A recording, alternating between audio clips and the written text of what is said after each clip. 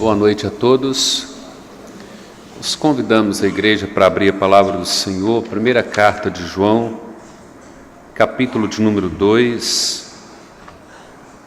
Nós vamos fazer a leitura do versículo 12 até o versículo 14.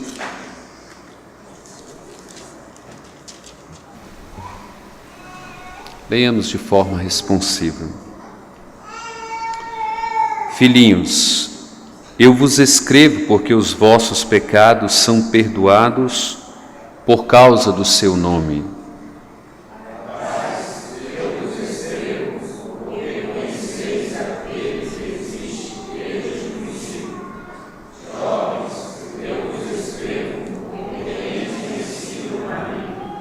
Filhinhos, eu vos escrevi porque conheceis o Pai.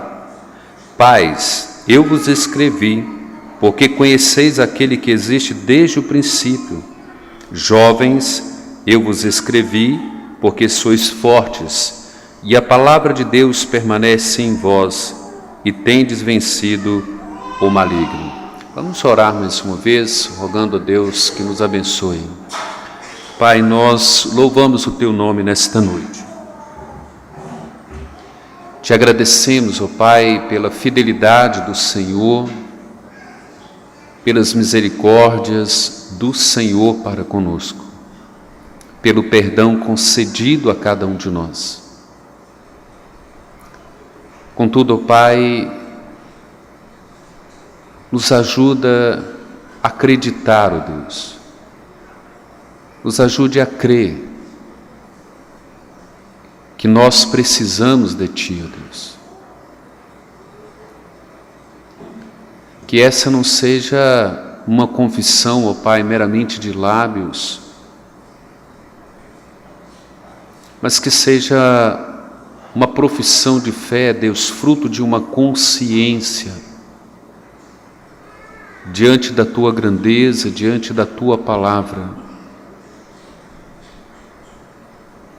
de que nós cremos plenamente, ó Pai, que distante de Ti nós não podemos viver.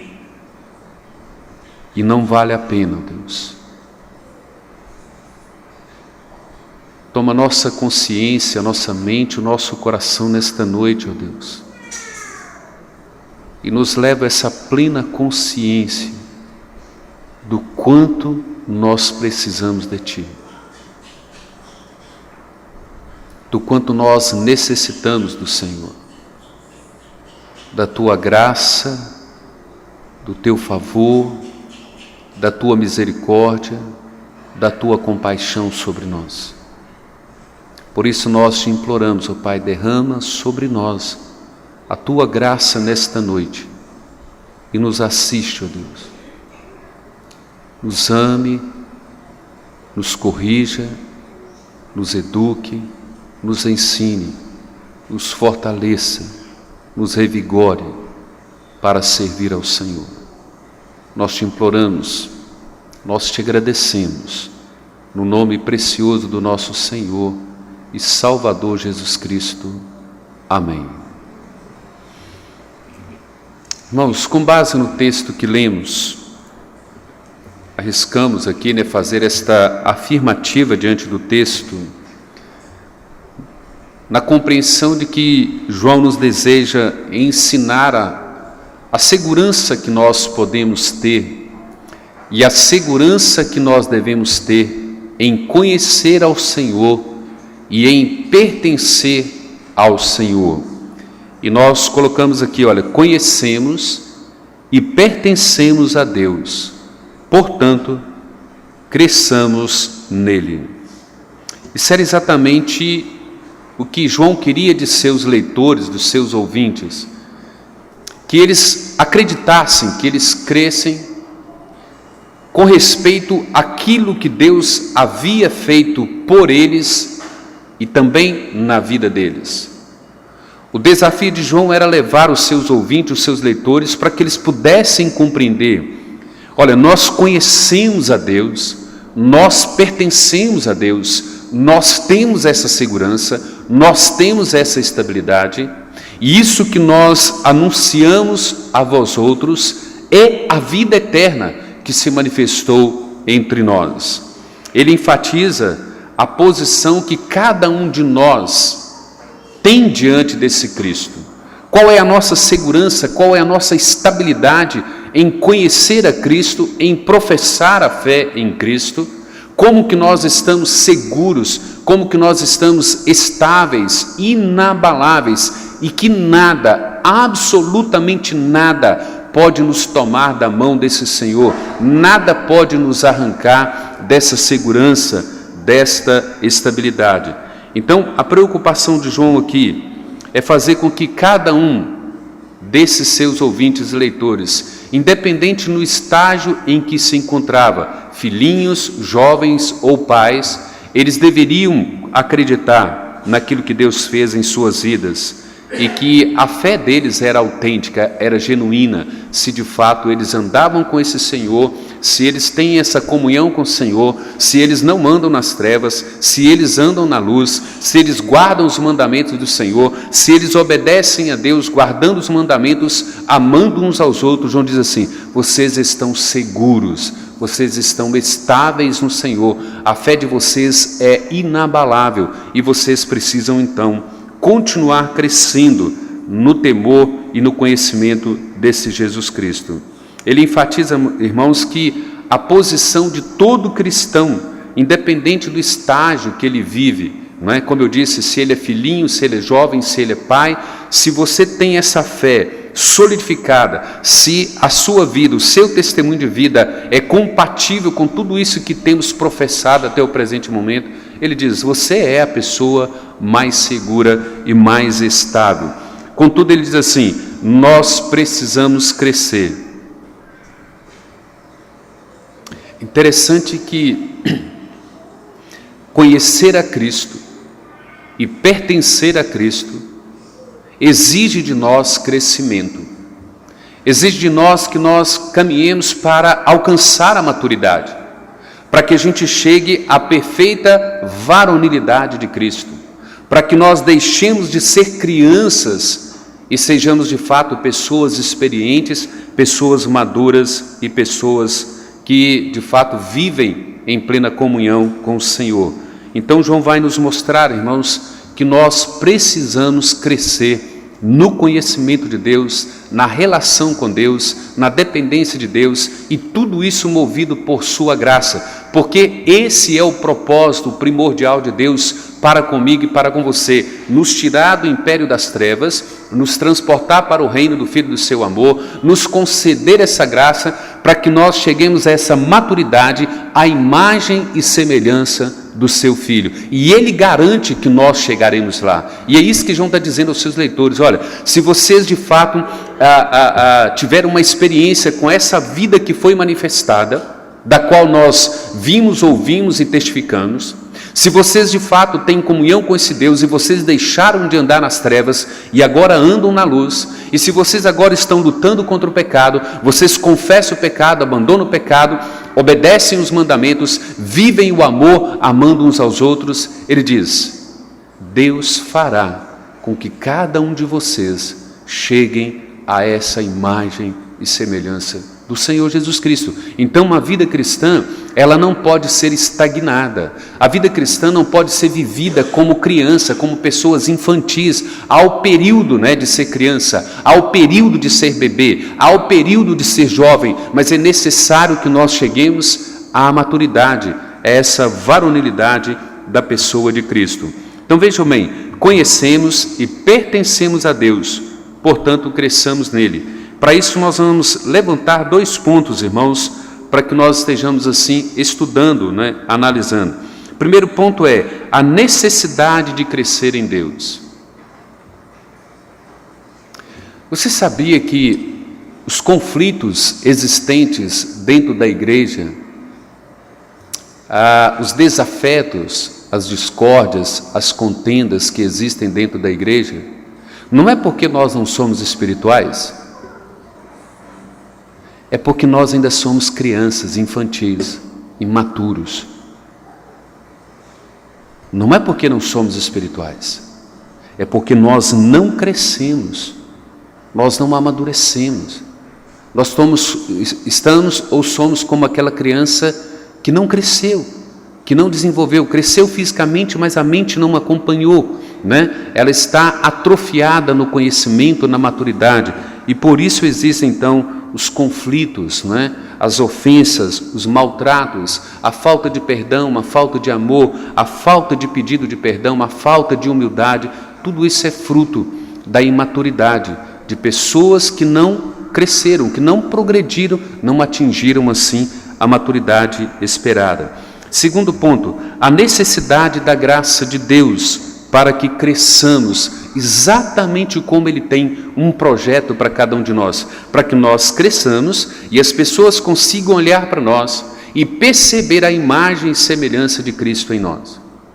Vocês vão crescer à maturidade, nós vamos deixar de ser meninos na fé, nós deixaremos de ser filhinhos, passaremos pela juventude e chegaremos a ser pais na fé, numa maturidade de relação, de comunhão, de dependência com Deus, quando nós então seremos pais dos demais, para que eles também cresçam, para que eles também atinjam a maturidade até onde Deus nos levou.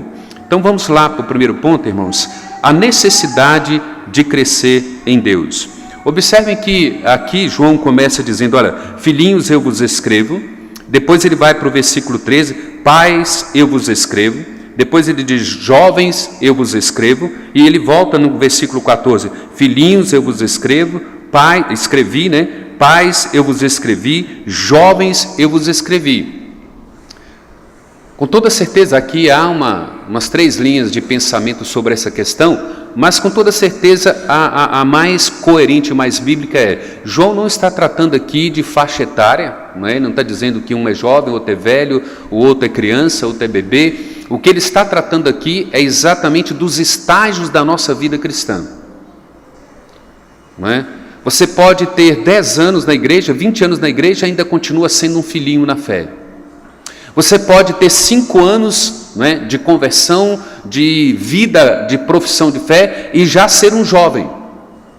Mas é necessário demandar mais tempo, mais maturidade, mais vivência para que cheguemos a ser pais.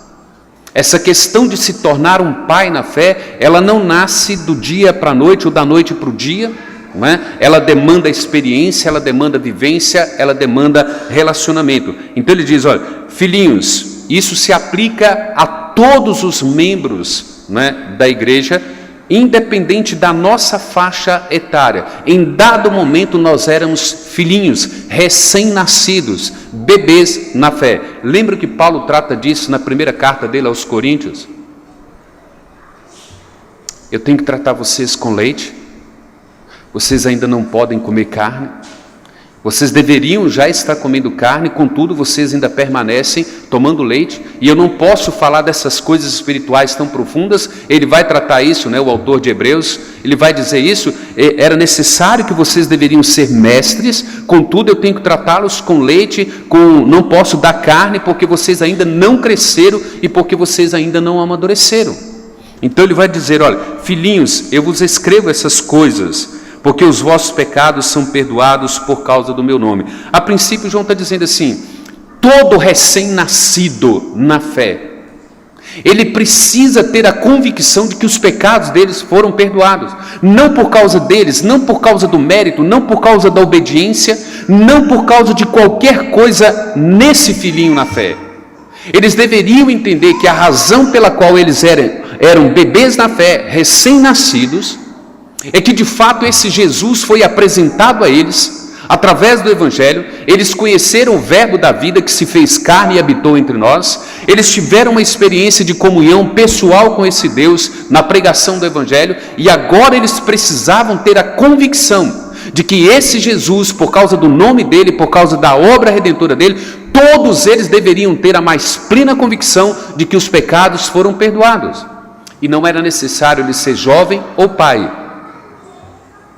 Ainda que ele fosse um filhinho, um recém-nascido na fé, ele precisava acreditar que esse Jesus pagou e quitou cada um de seus pecados. Ele vai falar dos pais, né? Ele diz assim, olha, mesmo os pais, mesmo os crentes maduros precisam lembrar que os seus pecados foram perdoados em Cristo, por causa do nome de Cristo. Então ele diz assim, olha, embora haja os filhinhos, os jovens e os pais, Nenhum de nós pode chamar o mérito para si mesmo, nenhum de nós pode acreditar que está aqui por uma razão própria, ou por benefício próprio, ou por mérito próprio, mas tão somente por causa do nome de Cristo. Ele diz assim: embora uns sejam filhinhos, jovens ou pais, a razão pela qual nós somos corpo, a razão pela qual nós estamos salvos, a razão pela qual nós temos fé, é porque os nossos pecados foram perdoados em Cristo Jesus. Então ele passa a dizer assim: olha, os filhinhos na fé, os jovens, precisam ver claramente o objetivo de crescerem espiritualmente, a necessidade que nós temos de crescer espiritualmente, de chegar a essa maturidade. Ele diz assim: por que nós precisamos crescer? Porque a vida cristã, irmãos, ela não é um piquenique, ela não é um teatro. A vida cristã, ela não é uma coisa aleatória. Nós precisamos tomar a consciência, embora nós sejamos corpo de Cristo, embora regenerados por Cristo, embora nossos pecados perdoados, embora nós lutemos por uma vida espiritual, nós temos inimigos que nos atacam. Nós lutamos contra principados e potestades. Nós não lutamos um contra o outro. E infelizmente parece que a igreja luta entre si. A igreja briga entre si quando nós deveríamos estar lutando contra os principados e potestades. Nós desgastamos entre nós mesmos. Isso é evidência que muitos de nós ainda continuam como filhinhos na fé. E por isso João vai dizer da necessidade que nós temos de crescer, porque a nossa luta é contra a nossa carne, é contra o mundo, é contra os nossos pensamentos, é contra principados e potestades. Há necessidade de que nós morramos para nós mesmos. E ele diz assim: então, filhinhos, jovens e pais, nós precisamos crescer, nós precisamos amadurecer, nós precisamos chegar à maturidade, à varonilidade do próprio Cristo. Por isso é que quando ele escreve Efésios capítulo 4, ele trata disso. Deus nos concedeu os dons a cada um de nós, para que nós sejamos aperfeiçoados, para que haja uma promoção da edificação do corpo, para que deixemos de ser, como meninos, levados por ventos de doutrina para lá e para cá, e que nós venhamos atingir essa varonilidade, essa estatura perfeita, juntamente com toda a cooperação do corpo, para que esse corpo seja então solidificado. Mas qual é o ponto aqui que nós devemos entender quando João diz assim: filhinhos, eu vos escrevo porque os vossos pecados são perdoados por causa do seu nome. Pais, eu vos escrevo porque conheceis aquele que existe desde o princípio. Jovens, eu vos escrevo porque tendes vencido o maligno. Talvez você não observou na leitura, mas por 6 vezes aparece a expressão porquê. E isso aqui está num presente perfeito, onde João está dizendo assim: a necessidade que nós temos de atingir essa perfeição. Olha, ele diz assim: olha, filhinhos, eu vos escrevo porque os vossos pecados foram perdoados. Pais, eu vos escrevo porque conheceis aquele que existe desde o princípio. Jovens, eu vos escrevo porque tendes vencido. Há uma razão pela qual ele está escrevendo. Há um objetivo, uma finalidade de prosseguir e de continuar sendo aperfeiçoado. E ele vai mostrar isso, olha. Devemos nos esforçar diariamente para conhecer melhor sobre Cristo, até que cheguemos à nossa maturidade. Por que João está dizendo isso, irmãos? No mundo real, no nosso mundo aqui, social, uma criança que não acompanha a sua faixa etária no quesito mental, físico, ela se torna uma criança anormal, com uma deficiência.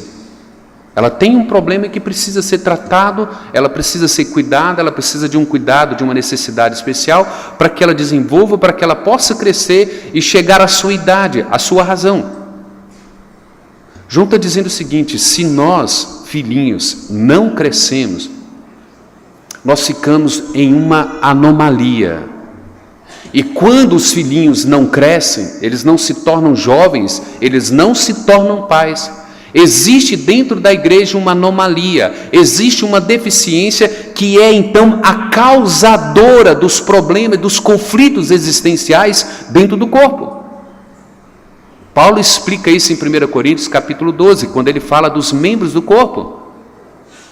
E se o olho tratar assim, E se o pé disser assim? E se o ouvido falar assim? E se ele não fizer assim? O que vai acontecer com o corpo?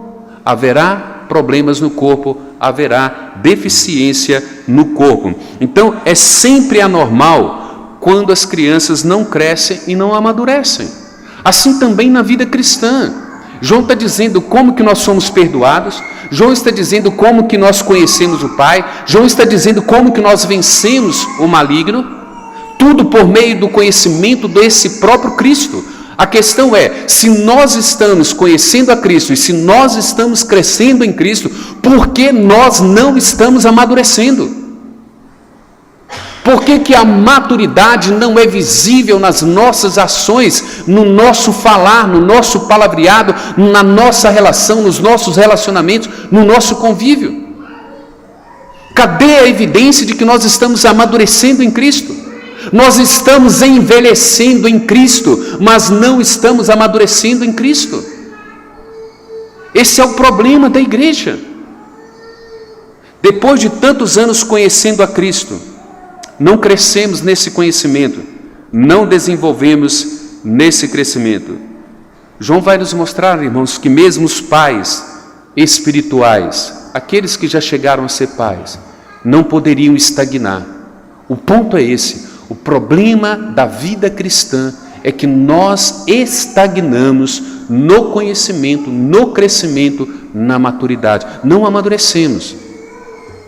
Paulo, quando escreve Filipenses capítulo 3, ele fala dos seus privilégios, depois ele fala que ele considerou tudo isso como perda, por causa da sublimidade e do conhecimento de Cristo. E ele diz assim, eu decidi prosseguir para frente para conhecer esse Cristo, para conquistar esse Cristo para o qual eu fui conquistado. Eu não olho, eu não completei a minha carreira no sentido de perfeição. Combati o bom combate, completei a minha carreira, mas não cheguei no estágio de perfeição. E ele diz assim, e o que eu faço? Eu deixo as coisas para trás e prossigo para o alvo. Eu continuo crescendo, eu continuo buscando, eu continuo desejando, eu almejo crescimento, eu almejo conhecer esse Cristo, a sublimidade desse Cristo, para alcançá-lo, para conquistá-lo, assim como ele me conquistou. Então o próprio Paulo, a quem foi considerado um dos maiores teólogos da sua era, o maior conhecedor das Escrituras, está dizendo, eu não olho para trás, eu não fico estagnado, eu prossigo para frente, eu preciso conhecê-lo, eu preciso me relacionar com ele, eu preciso depender dele.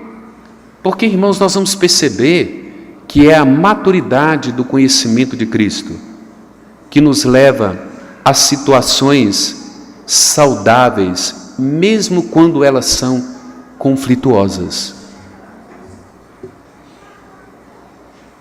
Os filhinhos recém-nascidos têm toda uma energia, têm todo o desejo, têm toda uma vontade, mas não têm maturidade. Por isso atropelam, por isso ofendem, por isso respondem, por isso se rebelam, por isso machucam, por isso são machucados.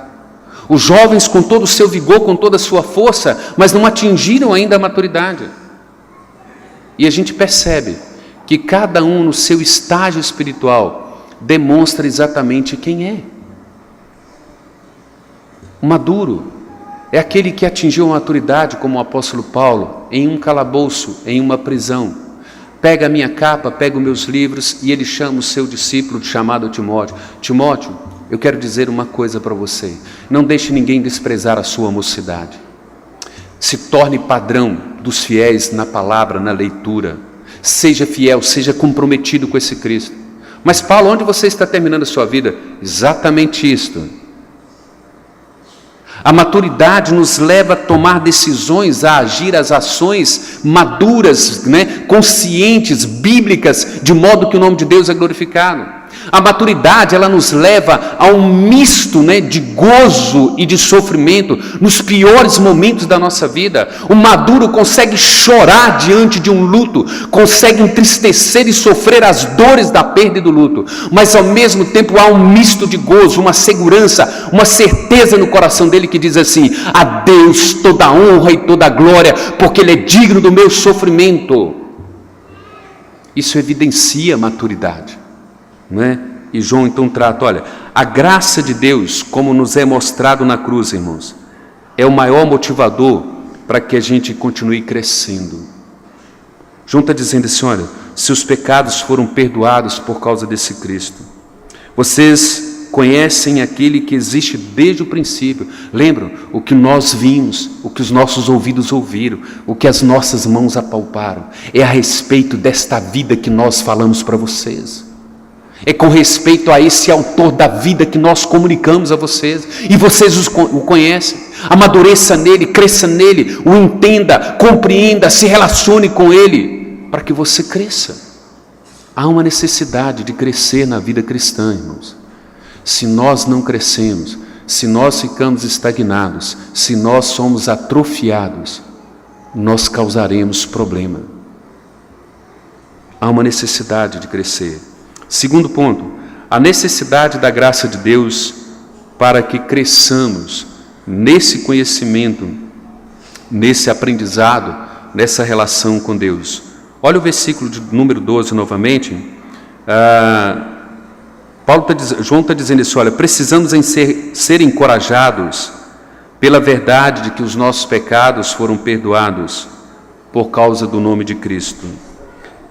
Observem isso. Por que às vezes nós somos tristes, abatidos?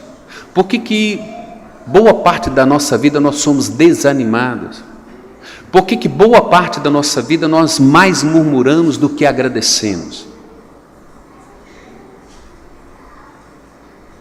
Embora, irmãos, nós olhemos para o versículo 12 assim, os meus pecados foram perdoados em Cristo Jesus. Para mim e para você, isso ainda não é tudo.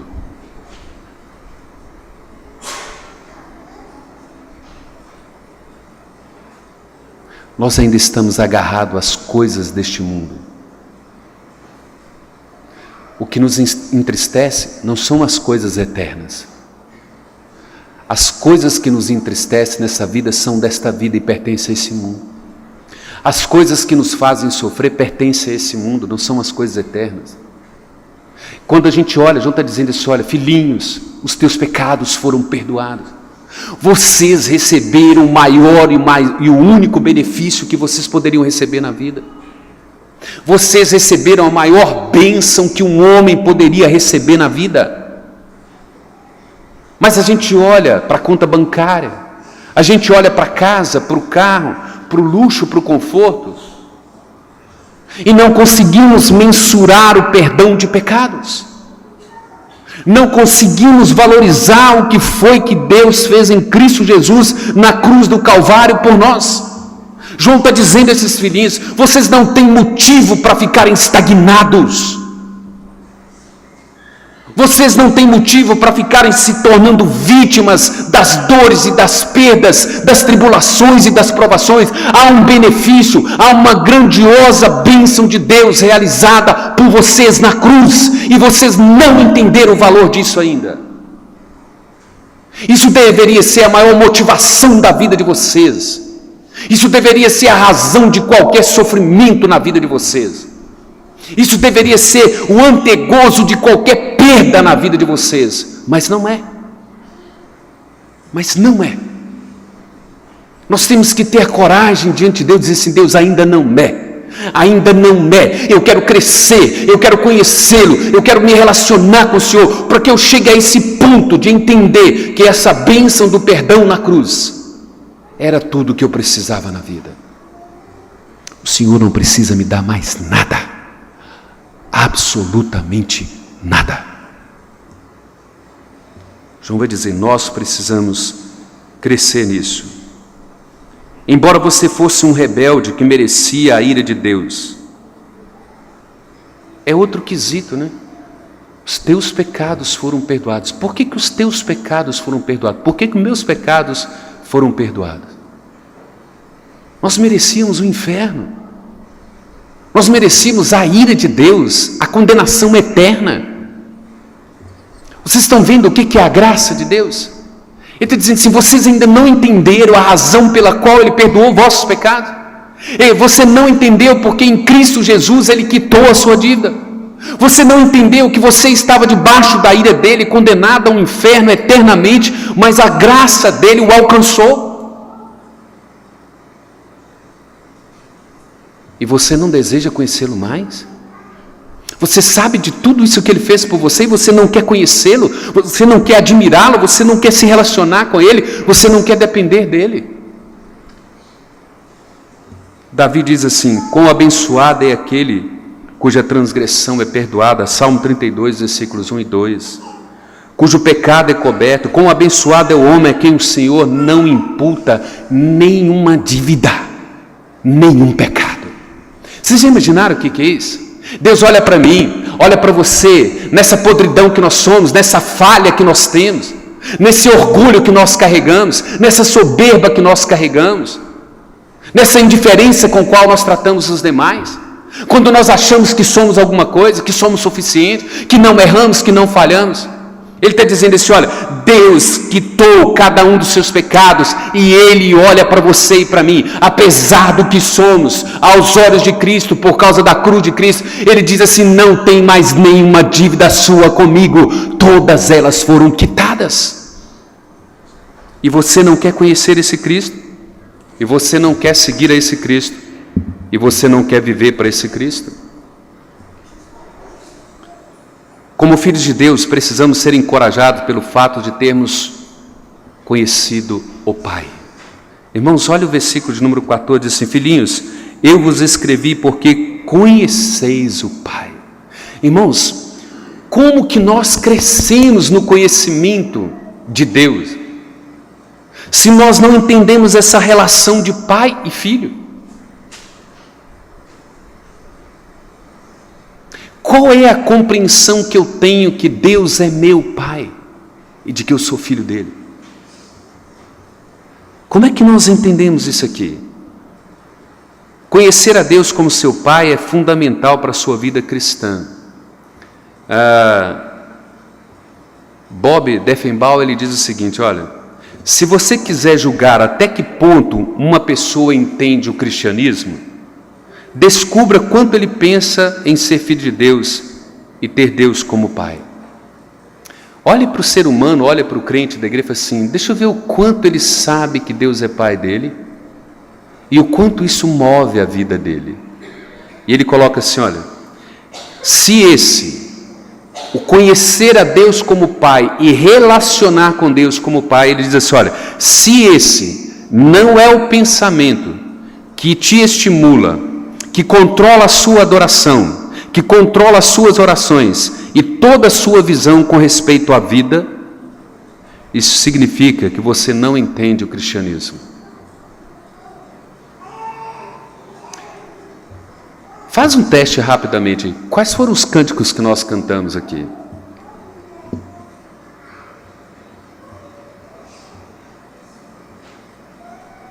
Ele diz: em espírito e em verdade te adoramos, ó Pai. Aí você lá no meio do cântico diz assim: já não vivo eu, mas Cristo vive em mim. O que é a relação de Pai?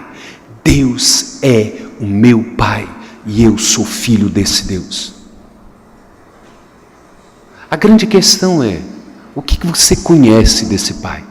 O que você sabe desse Pai ou a respeito desse Pai? João nos ensina na sua carta aqui, primeira carta de João, capítulo 4, 3 e 4, que os filhinhos amam o Pai. Eles obedecem o Pai. Eles guardam os mandamentos do Pai. Eles não andam nas trevas por causa do Pai, porque o Pai é luz, porque o Pai é santidade. É por isso que eles fogem das trevas, é por isso que eles lutam contra o pecado, é por isso que eles lutam contra o ódio, contra a indiferença, contra o orgulho, porque eles sabem que o Pai é luz, o Pai não tem trevas nele, o Pai é santidade, e ele se relaciona com o Pai, e ele comunga com o Pai, ele fala com o Pai, ele depende do Pai, e ele de fato vive por causa do Pai. O filho diz assim: sim, Pai, distante de ti eu não posso viver, e não vale a pena, ainda que eu pudesse viver, não vale a pena viver longe de ti. É preciso entender a relação de pai e filho. Você não é filho de Deus simplesmente porque você é bonitinho, porque você é engraçadinho, porque você nunca pecou, porque você nunca errou. Você é filho de Deus por causa do Filho dele crucificado, porque o Filho dele foi punido e quitou a sua dívida. É isso que João está dizendo. Você entende, filhinho? Você entende quem você é diante do Pai? E qual é a sua relação com esse Pai? Ele nos ama, Ele cuida de cada um de nós. Esse Pai não é um Pai terreno. Esse Deus perdoou cada um de nossos pecados. Para que você deixe de ser filhinho, você precisa conhecer o Pai. Ele está dizendo: filhinhos, eu os escrevi porque conheceis o Pai, aquele que existe desde o princípio. Por que o seu Pai existe desde o princípio? Por qual razão? Não é? O objetivo da vida cristã é ser pais espirituais. Vocês precisam conhecer aquele que existe desde o princípio. Versículo 13, olha: pais, eu vos escrevo porque conheceis aquele que existe desde o princípio. Por que João usa essa expressão, né? Desde o princípio. Ele está falando da eternidade do Pai, da autoexistência do Pai, aquele que é o Criador de todas as coisas, aquele que sempre existiu. Aí a gente não para pensar. Vejam bem, a pessoa, o ser, a quem eu chamo de Pai, quem é esse ser? Quem é esse Criador que trouxe à existência todas as coisas por sua palavra? Aquele que é a origem de todas as coisas, aquele que é o Criador de todas as coisas, aquele que é autoexistente, que não precisa de ninguém para existir, aquele que tem plenitude de comunhão na sua própria Trindade, aquele que tem toda a felicidade, todo o gozo na própria Trindade. Ele não precisa de nenhum de nós, mas Ele decidiu ser o nosso Pai. Ele decidiu comprar a nossa dívida, pagar, quitar.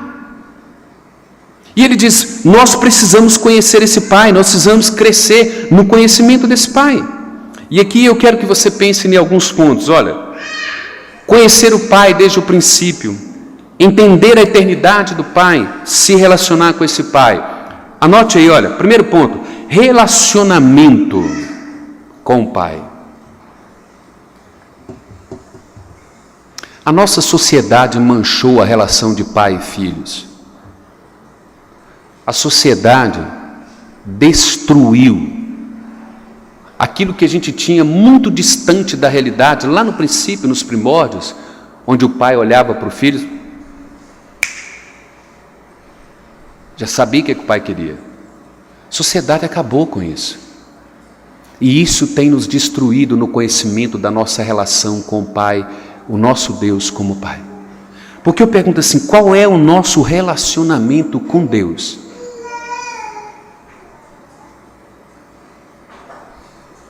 Qual é? Eu disse na semana passada, nós somos capazes de adentrar o templo e ligar o celular na hora da mensagem, na hora do culto, e ficar vendo o WhatsApp. Nós somos capazes de, durante o culto, virar para o lado e fazer um comentário maldoso com o irmão que está do lado, na hora do culto. Nós não temos noção de quem é o nosso Pai. Nós não temos noção na presença de quem nós nos encontramos. Porque nós não temos um relacionamento com Ele. Nós não temos um relacionamento diário com Ele. Nós não temos uma dependência. Qual é a sua experiência real de vivência com Deus? Você sabe quais são as palavras que você pode proferir ao Pai? Você sabe que tipo de oração você pode fazer ao Pai? Você acha porque você é filho, você pode falar o que quer na sua oração? Nos falta experiência. E se nos falta experiência e relacionamento, irmãos, é certo que nos falta comunhão com Deus. Comunhão com Deus, irmãos, é muito mais do que chegar em um dado momento, em 5 minutos, em 15 minutos da nossa vida, abrir a Escritura e ler e falar assim: Pai, abençoa a minha vida, abençoa a vida da minha família, abençoa, meu filho, abençoa o trabalho, me leva, me traz. Isso não é comunhão com Deus, irmãos. Não é.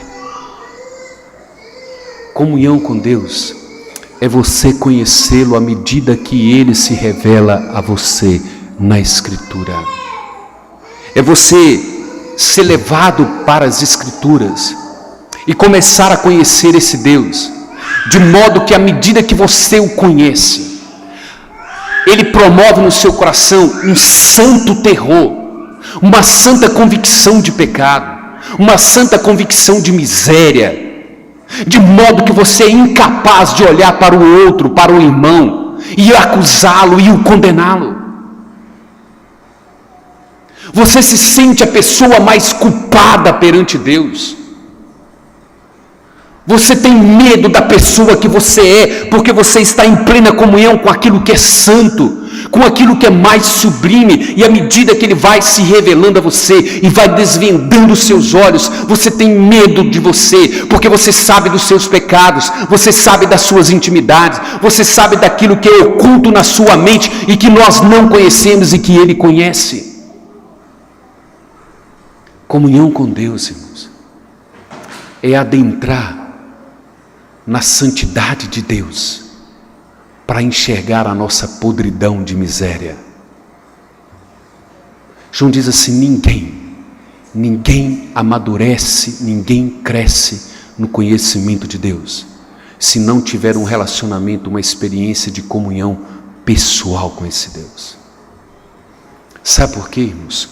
Quando você tem esse relacionamento, essa experiência, essa comunhão,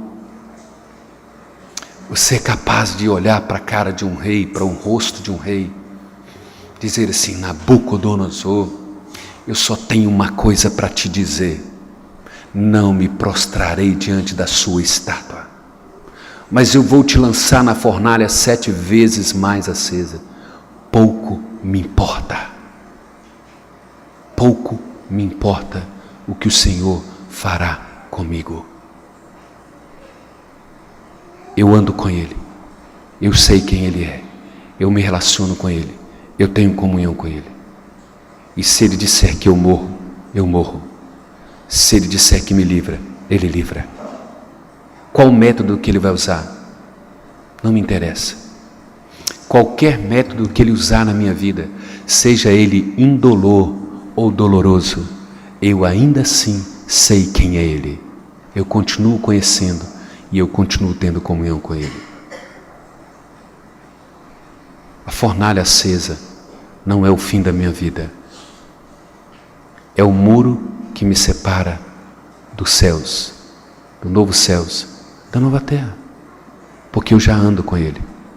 A única diferença é que aquele que é pai na fé, é que ele caminha com Deus, e ele sabe que a única coisa que o separa é um muro, o muro da morte. Que ele sabe que na hora que o muro da morte for quebrado, ele estará do outro lado com Deus. Mas ele já anda com Deus, ele já caminha com Deus, como Enoque, como Noé, andaram com Deus. Versículo de número 17 do capítulo 2, irmãos, diz assim: Ora, o mundo passa, bem como a sua concupiscência, aquele, porém, que faz a vontade de Deus, permanece para sempre. Esse filho que tem dependência, que tem confiança em Deus, ele sabe disso. Tudo passa. Tudo passa.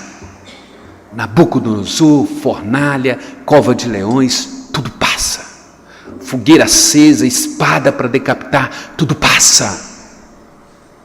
Luxo passa, casa passa, carro passa, emprego passa, salário passa, tudo. Mas aquele que faz a vontade de Deus, esse permanece para sempre. Vocês estão vendo onde é que chega a maturidade? Aquele que cresce, ele vai dizer no versículo 14: Filhinhos, eu vos escrevi porque conheceis o Pai. Pais, eu vos escrevi porque conheceis aquele que existe desde o princípio. Vocês sabem com quem que vocês se relacionam, que vocês têm comunhão, têm experiência.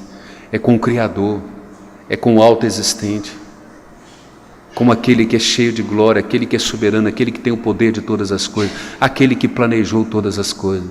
Lembra no que diz o Salmo 37? Entrega o teu caminho ao Senhor, confia no Senhor, descansa no Senhor, espera no Senhor, agrada-te do Senhor, e o mais Ele fará na sua vida. Isso é relação, isso é confiança, isso é conhecimento. Ele vai dizer: jovens, eu vos escrevi porque sois fortes, e a palavra de Deus permanece em vós, tende vencido o maligno. João vai nos mostrar, jovens, sabe qual que é o método de chegar a ser pai? Sabe como que você amadurece? Por causa da palavra. A palavra é a ferramenta, a palavra é o meio pelo qual nós chegamos a essa maturidade. E aqui João nos ensina, irmãos, que quanto mais cedo nós sabemos sobre a vida cristã, sobre a eternidade de Deus, mais nós crescemos espiritualmente. A nossa perspectiva de vida eterna nos ajudará a não amar esse mundo, as coisas do mundo. E ele diz assim: isso só é possível com uma palavra.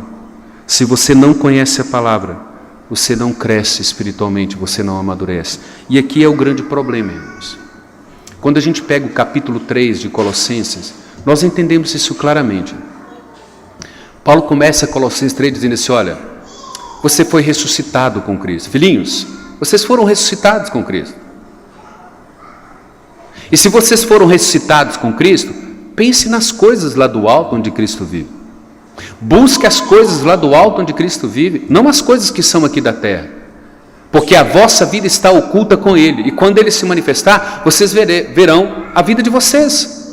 E ele começa no versículo 5: fazei, pois, morrer a vossa natureza terrena. Mate a si mesmo, morra a si mesmo, a sua prostituição, a sua inveja, seu orgulho, a sua presunção, a sua soberba, sua indiferença, a sua fofoca, a sua calúnia. Mate tudo isso. Você precisa despojar do velho homem e se revestir do novo homem.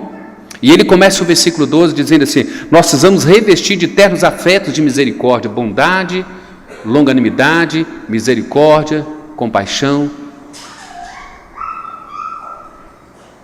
E ele vai dizer no versículo 16: habite ricamente em vós a palavra de Cristo. Jovens, vós sois fortes e vós tendes vencido o maligno, porque a palavra permanece em vós. Não tem como, irmãos, a nossa estagnação ou nosso atrofiamento na vida espiritual, se nós ainda permanecemos como filhinhos ou como jovens e não chegamos a ser pais, muitos de nós, porque temos negligenciado a palavra. Você não conhece Deus fora das Escrituras. Você não vai ter comunhão com Deus fora das Escrituras. Coloque lá na sua mente, assim, pense seriamente, olha, você pode ir para o monte, ficar a noite toda no monte orando. Mas se a sua oração, se a sua comunhão lá não é pautada na Escritura, pouco adiantará a sua vida. Pouco ou nada. Porque a possibilidade de conhecer esse Deus é somente através da Escritura. Vejam bem, Jesus combatendo o próprio diabo no deserto, o que ele usa? A própria Escritura, a própria palavra. Ele usa a sua própria palavra para se deter ou para destruir o próprio diabo. Você vai para o Salmo 119, o Salmo 119 é todo sobre a palavra. Guardo no coração as tuas palavras para não pecar contra ti. Busquei a tua palavra e a tua palavra me vivificou. Obedeci os teus mandamentos e eles me tornaram mais sábios do que meus próprios mestres. A palavra. Não existe, irmãos, olha, nós conhecemos a Deus, pertencemos a Deus, mas nós precisamos crescer no conhecimento de Deus. Nós precisamos deixar de ser filhinhos, passar pela juventude da vida espiritual e chegarmos a ser pais na fé. Nós deveríamos estar instruindo, quando na verdade somos instruídos.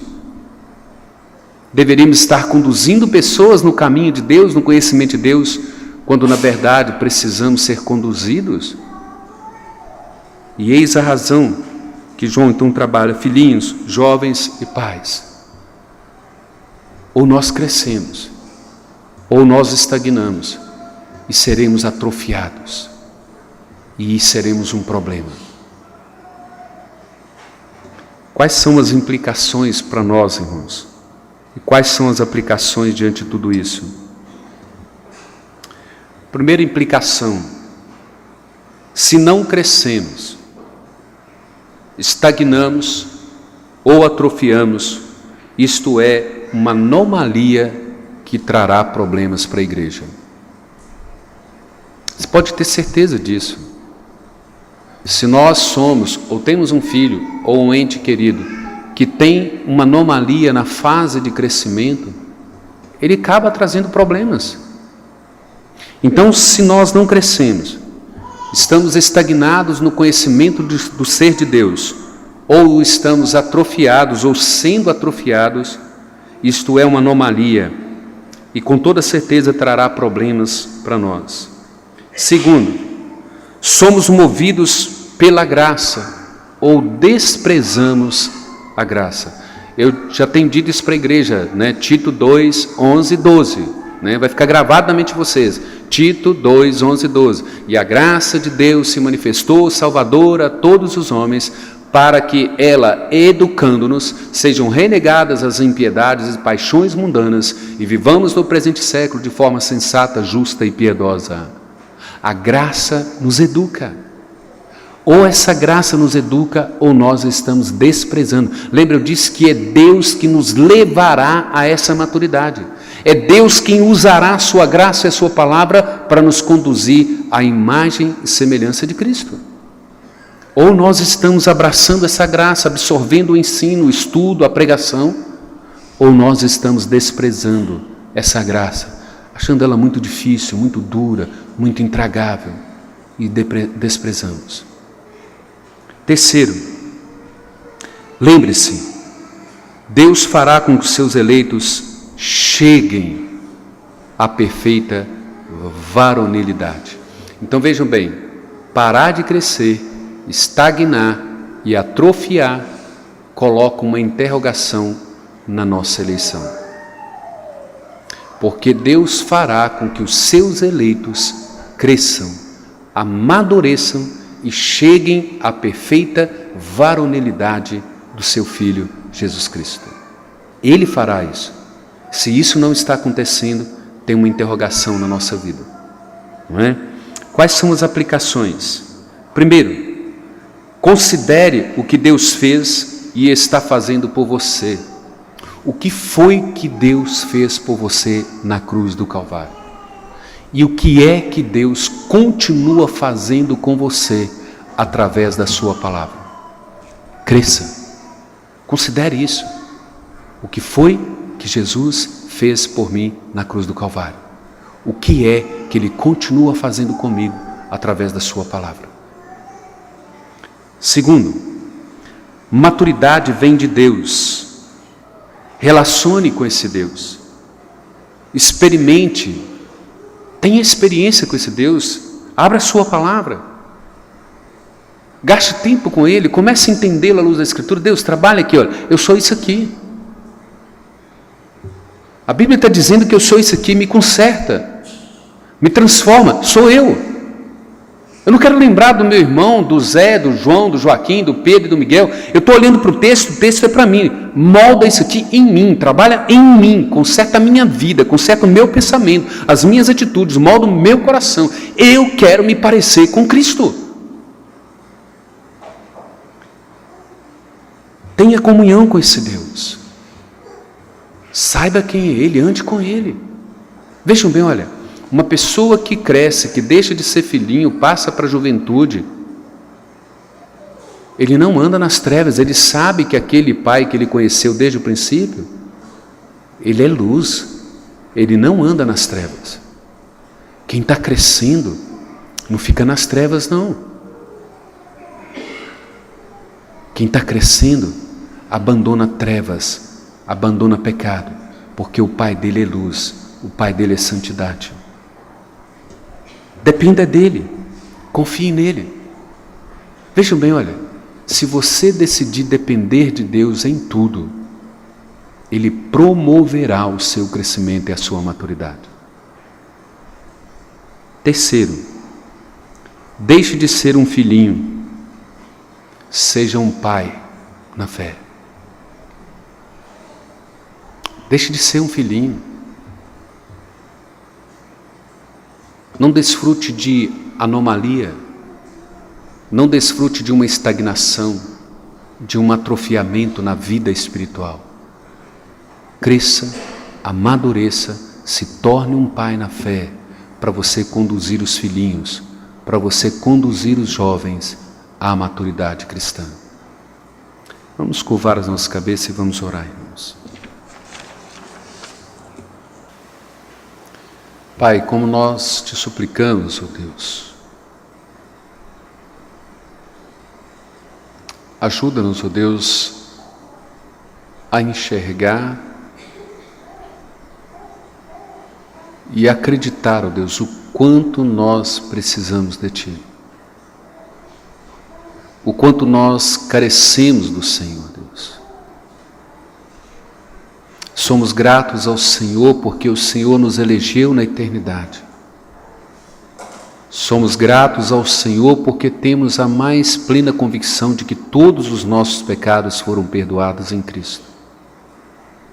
Somos gratos a Ti, ó Deus, porque temos a mais plena convicção de que o Senhor vai completar a Tua obra em nós. E o Senhor promoverá o nosso crescimento, a nossa maturidade, para que não sejamos mais filhinhos, mas que sejamos transformados em pais espirituais em nossa igreja, na vida cristã. Derrama sobre nós a Tua graça e o Teu favor. Cuida de cada um de nós. Restaure cada um de nós, ó Deus. Promova a nossa maturidade em Cristo Jesus. Nós oramos agradecidos, ó Pai. Nós reconhecemos o quanto o Senhor nos ama e o quanto o Senhor ainda fará por nós, ó Deus. Nós oramos agradecidos no nome do nosso Senhor e Salvador Jesus Cristo. E que a graça de nosso Senhor e Salvador Jesus Cristo, que o amor do nosso Deus eterno e poderoso Pai, que a comunhão e a consolação do Espírito Santo seja com todos vós e com todo o povo de Deus espalhado sobre a face da terra, agora e para todo sempre. Amém.